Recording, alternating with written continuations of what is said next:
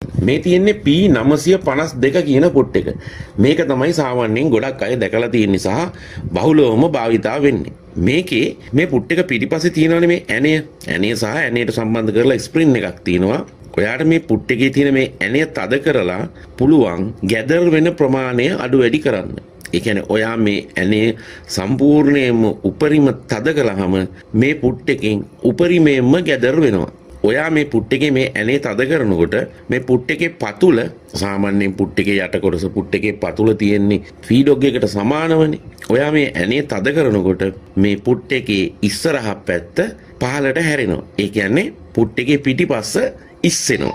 ඒ කියන්නේ පුට් එකේ පිටිපස්ස ෆීඩොග් එකෙන් ඉස්සෙනවා. ඒ කියන්නේ ෆීඩොග් එක උඩට වැදිලා තියෙන්නේ පුට් එකේ ඉස්සරහ පැත්ත විතරයි. පිටිපස්ස පැත්ත උඩට ඉස්සිලා ඉඩක් හැදෙනවා. අන්න ඒක නිසා තමයි මේ රැලිවීමේ ක්‍රියාවලිය සිද්ධ වෙන්නේ. ඉතින් පැහැදිලිනේ. ඔයා මේ ඇණය තද කරන්නේ කොච්චරක්ද? අන්න ඒ ප්‍රමාණයට සාපේක්ෂව ඔයා රැලි කරන්න යන රෙද්ද රැලි වෙන එක සිද්ධ වෙනවා. ගැදර් කරන මොන ෆුට් එක පාවිච්චි කළත් මැෂින් එකේ මැහුම් පරතරය ඈඩ් කරන්න ඕනේ. ඒකට අපිට කලින් ඉලක්කමක් කියන්න බෑ 4ට තියන්න 5ට තියන්න කියලා.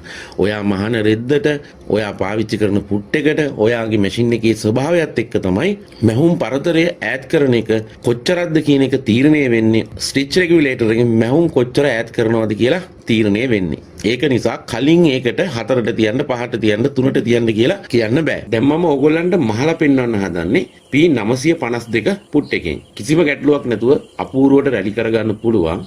ඒ වගේම මම ඕගොල්ලන්ට මේ පුට් එකේ තියෙන තව විශේෂත්වයක් පෙන්වන්නම්.